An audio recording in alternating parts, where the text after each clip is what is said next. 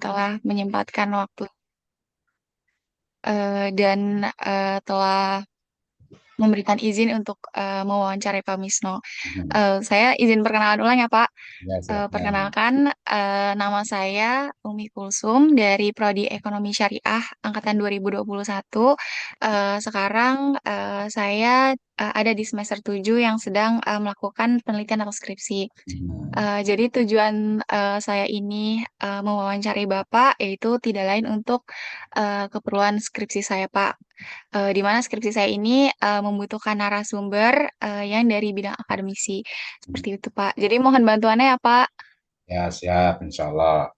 Silahkan. Mudah-mudahan bisa menjawab ya. Ya, amin, Pak. Baik, Pak.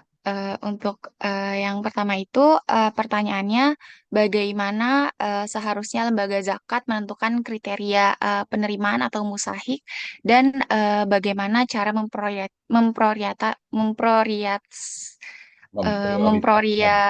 memprioritaskan asas tersebut, Pak. Oke, baik. Harusnya tadi satu-satu dulu pertanyaannya. Jadi pertanyaan pertama itu apa? Coba yang satu dulu, jangan dannya. Bagaimana? Oke, bagaimana seharusnya lembaga zakat menentukan kriteria penerima mustahik? Oke, ya. Jadi pertanyaannya adalah bagaimana lembaga zakat, baik itu badan amil zakat ataupun lembaga amil zakat, menentukan kriteria mustahik. Ya, yang pertama bahwasannya merujuk kepada surat At-Taubah, mustahik zakat itu kan sudah jelas tuh ya, ada 8 asnaf ya, fukoro, masakin, ibnu sabil, ghorimin, mu'alaf ya dan yang lainnya ya ada 8 tuh. Jadi sehingga kemudian kalau ditanya tentang kriteria mustahik ya secara qot'i di dalam Al-Quran surat At-Taubah itu sudah sangat jelas sekali. Itu yang pertama ya. Kemudian yang kedua, mungkin yang ditanya itu adalah mungkin termasuk yang kedua juga pertanyaannya itu ya tadi ya tentang skala prioritas. Ya, baik. Banyak ulama menyebutkan bahwasannya untuk mustahik zakat gitu ya, untuk mustahik zakat itu ada dua pendapat sebenarnya. Pendapat pertama itu mengurutkan berdasarkan urutan dari innama sodaqatu lil fuqara wal masakin dan seterusnya gitu ya. Di situ pertama adalah fakir, miskin, kemudian juga gharimin, fisabilillah, mu'allaf gitu ya. Itu pendapat yang pertama. Pendapat yang kedua mengatakan bahwa ayat tersebut dia bukan menunjukkan urutan, leveling bukan, tetapi hanya menunjukkan secara keseluruhan kedudukannya itu sama. Nah, berarti dalam hal ini kita ambil saja pendapat yang kedua bahwa bukan menunjukkan prioritas ayat tersebut. Tetapi kemudian prioritas untuk mustahik zakat itu disesuaikan dengan ya waktu, tempat, dan keadaan tertentu. Berarti dalam hal ini kita sudah menemukan yang dimaksud dengan prioritas mustahik zakat adalah memang asnaf yang sangat memerlukan dari uang zakat tersebut. Ya, for example, misalnya saat ini di Indonesia kita sebut saja visabilillah itu secara makna gitu ya, itu tidak ada gitu ya, tidak ada ya, sehingga kemudian mualaf juga mungkin dia alternatifnya itu mualaf yang memang sangat membutuhkan. Kalau mualafnya mungkin yang dia kaya gitu kan ya,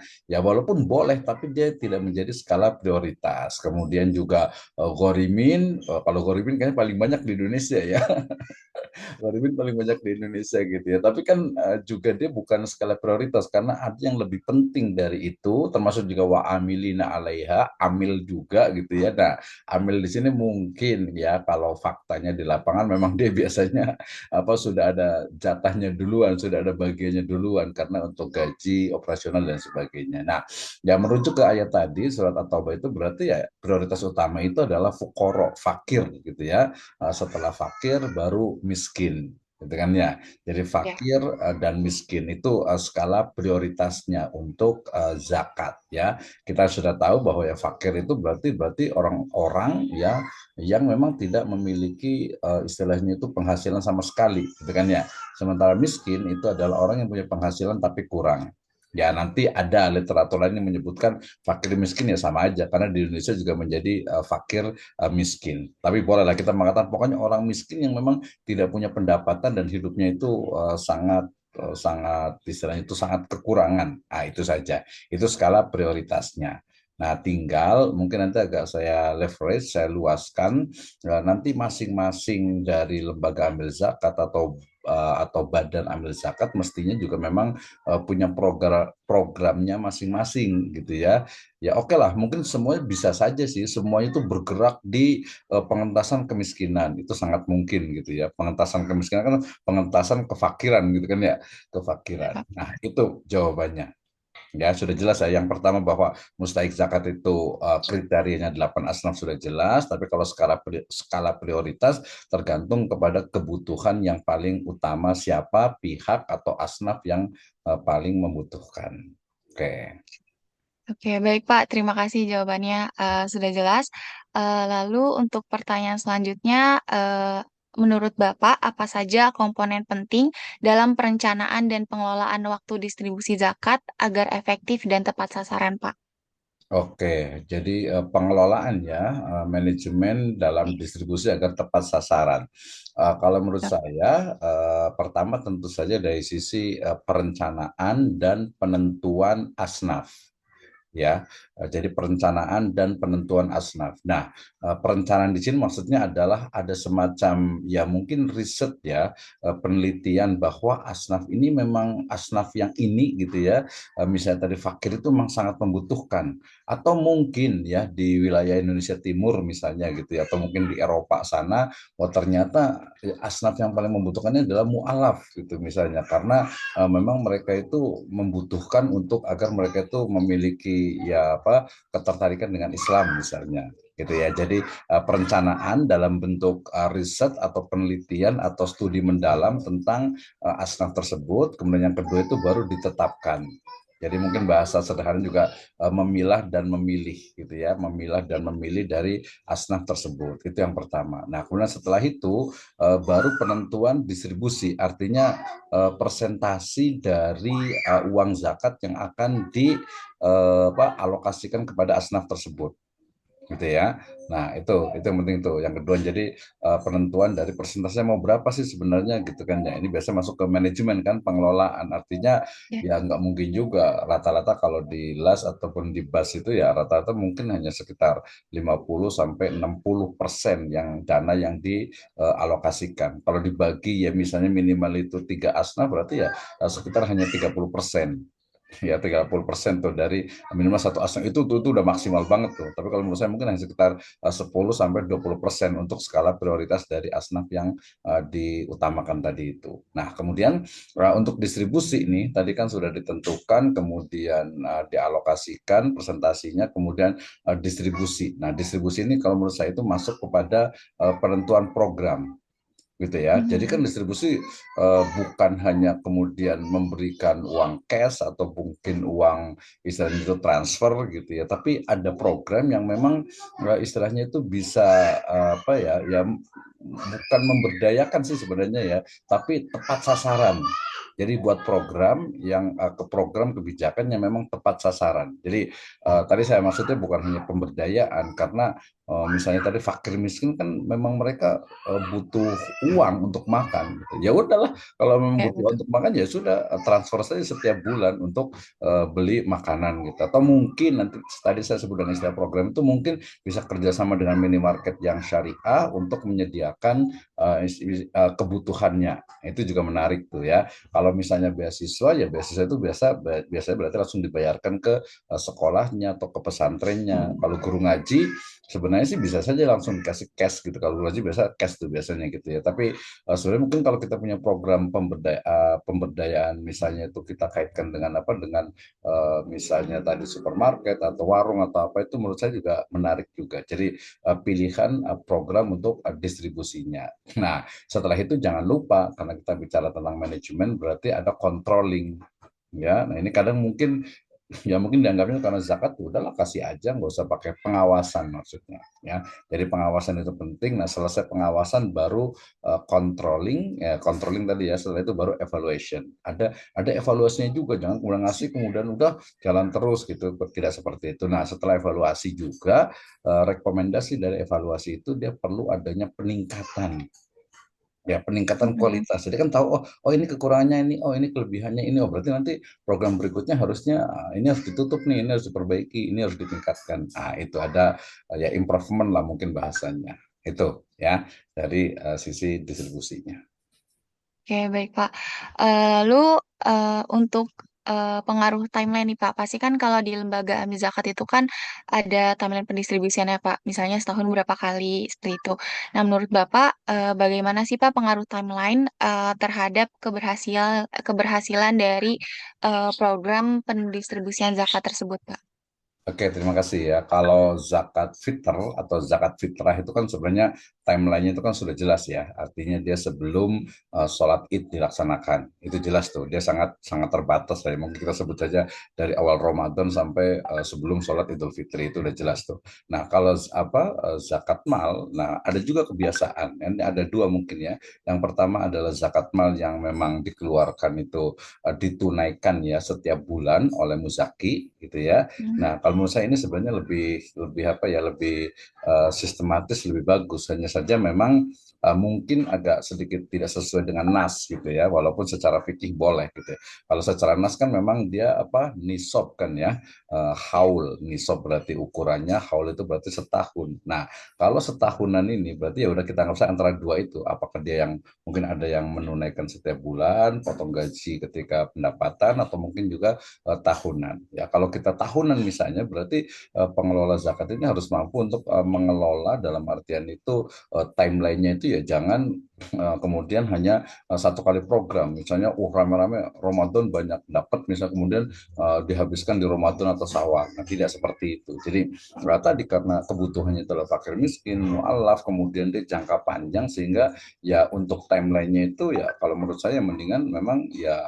rutin ya dalam artian itu dia terjadwal setiap tahun, bukan setiap tahun ya, ya pada waktu-waktu tertentu sepanjang tahun gitu ya. Misalnya tadi untuk fakir miskin ya sudah, berarti dia akan mendapatkan misalnya kalau tidak ada uang cash ya berarti bukan tidak ada ya, kalau mungkin bukan uang cash berarti mungkin sembako, berarti ya udah sembako aja setiap bulan gitu ya, kasih beras berapa setiap bulan terus gitu. Jadi jangan Ramadan sama Syawal saja, setelah itu ngilang lagi gitu ya. Sama juga anak yatim, misalnya anak yatim yang fakir miskin ya, yang fakir miskin itu jangan juga hanya pas ketika hari raya anak yatim saja, tapi berkelanjutan ya. Jadi ada sustainable-nya itu jelas tuh. Jadi setiap bulan ya udah dia akan dapat gitu kalau dia itu memang yang istilahnya itu membutuhkan. Kalau mungkin ada perlu pemberdayaan, saya rasa juga nanti ada program lain untuk pemberdayaan dari zakat itu. Jadi timeline-nya itu pastikan bahwa dia itu memang istilahnya itu bisa berjalan berkesinambungan dan continue terus menerus. Nah, itu timelinenya penting itu. Jadi tidak hanya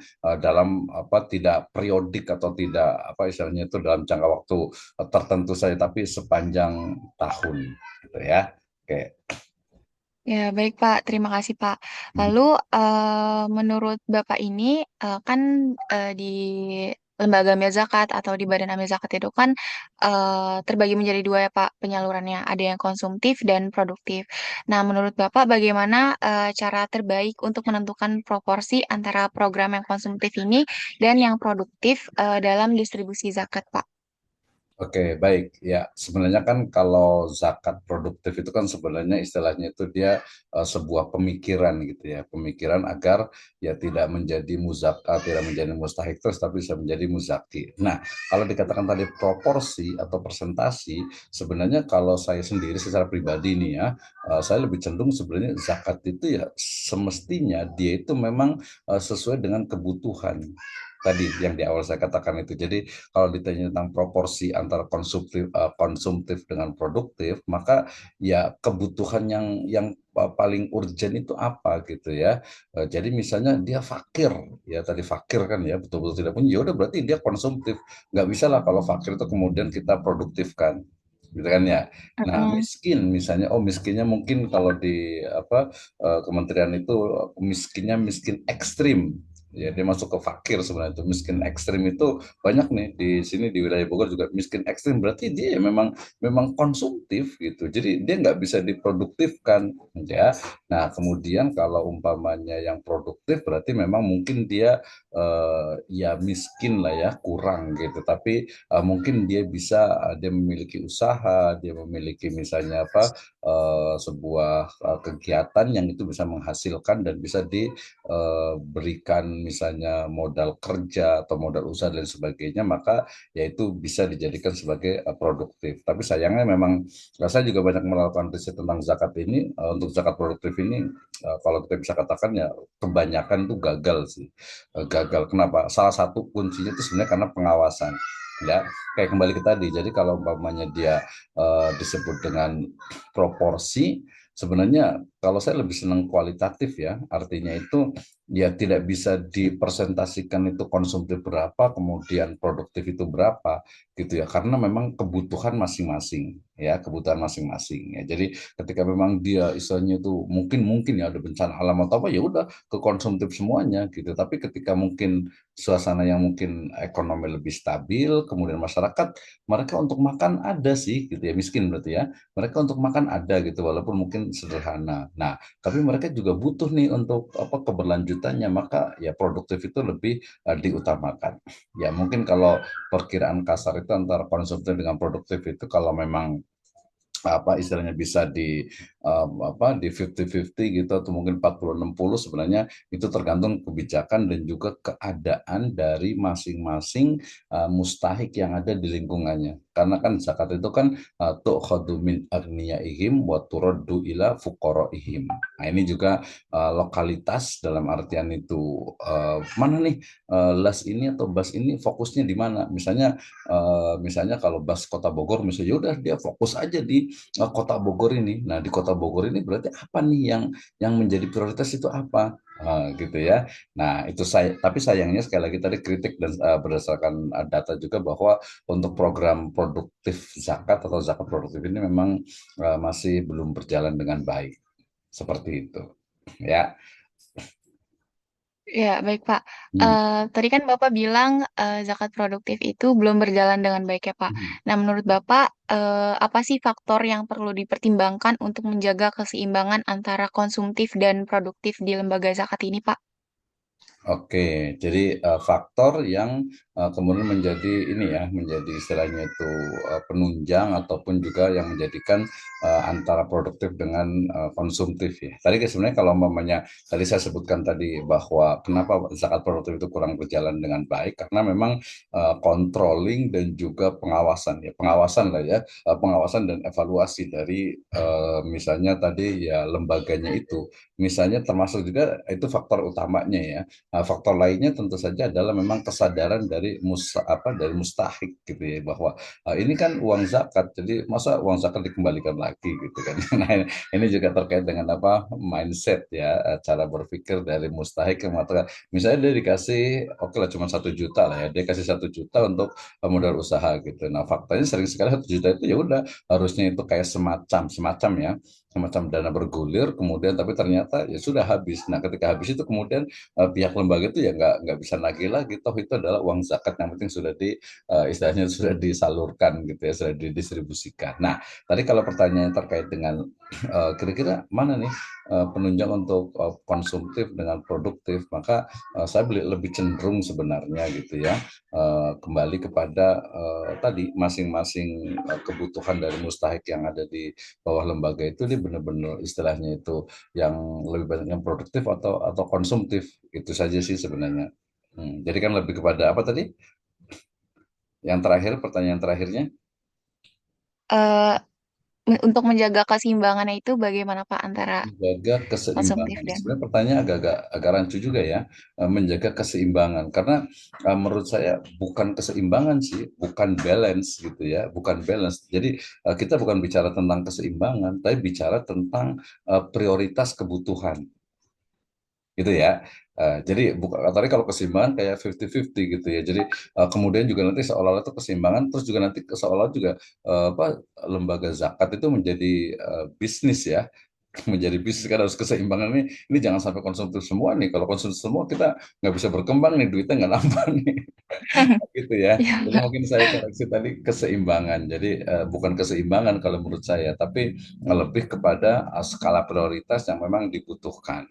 Ya, nah kalau Baik. memang ternyata mampu untuk berdasarkan tadi temuan yang di masyarakat mustahik itu bahwa oh kayaknya kita lebih banyak yang ini deh, yang produktif aja. Nah kalau produktif bagus berarti ya sudah kembangkan yang produktif.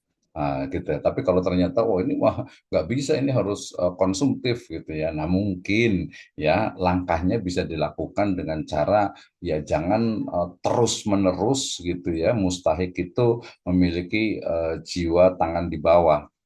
Nah, itu mungkin ya. Jadi tadi mungkin boleh lah kalau ini secara teknis itu mungkin boleh artinya itu ya sudah kita buat misalnya dalam jangka waktu 1 tahun misalnya konsumtif gitu ya.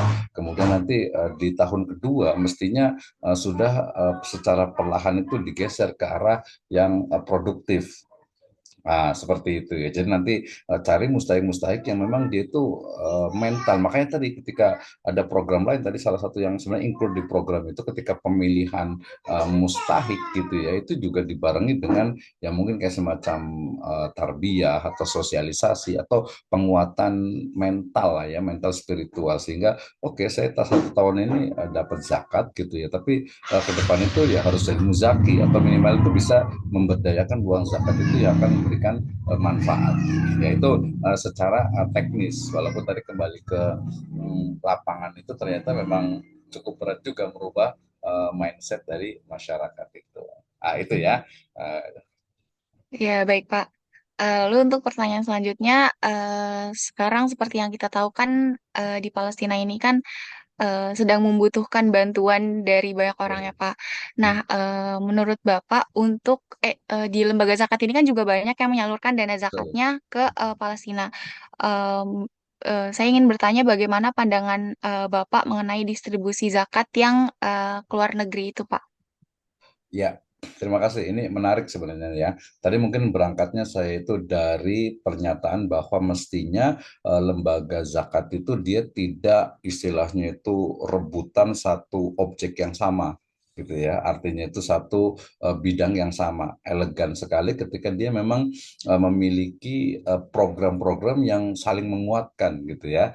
Sehingga kemudian ya ya bisa saja ketika ternyata oke apa lembaga amil zakat A dia fokus ke dalam negeri ya mungkin pengentasan kemiskinan, lembaga amil zakat B mungkin dia bisa fokus ke pemberdayaan. Nah mungkin ada nih lembaga amil zakat C yang memang dia mungkin fokus kepada isu-isu luar negeri misalnya.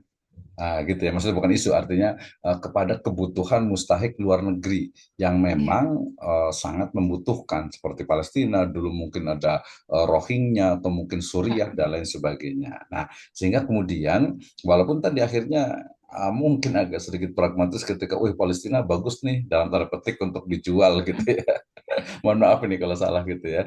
Untuk ditawarkan lah itu terlalu sadis ya kalau dijual itu. Akhirnya banyak juga nih lembaga zakat yang kemudian ikut-ikutan buat program zakat untuk Palestina atau mungkin donasi-donasi untuk Palestina. Jadi kalau saran saya sih tadi yang misalnya dalam lembaga amil zakat C yang memang dia fokus kepada yaudah memang lembaga kami itu bukan berarti tidak memperhatikan Indonesia gitu ya, tapi kita fokusnya memang utamanya itu luar negeri yang memang lebih membutuhkan.